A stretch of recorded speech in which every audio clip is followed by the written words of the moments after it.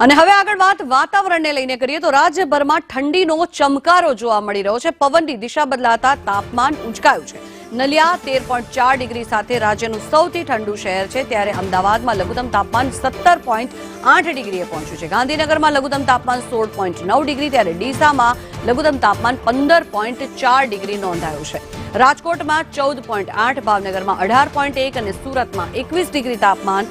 જો વાત વડોદરાની કરીએ તો વડોદરામાં 15.2 ડિગ્રી તાપમાન, 17 જિલ્લામાં તાપમાન 18 ડિગ્રીથી પણ નીચું નોંધાયું છે, જેથી રાજ્યભરમાં ઠંડીનો ચમકારો અનુભવાઈ રહ્યો છે। ત્યારે નલિયા 13.4 ડિગ્રી સાથે રાજ્યનું સૌથી ઠંડુ શહેર છે।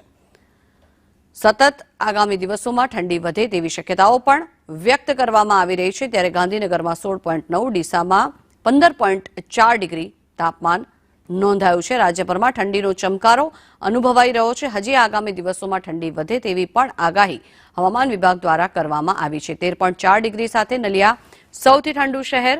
ત્યારે મહત્વનું છે કે જો અમદાવાદની વાત કરવામાં આવે તો અમદાવાદમાં લઘુત્તમ તાપમાન 17.8 ડિગ્રી નોંધાયું છે।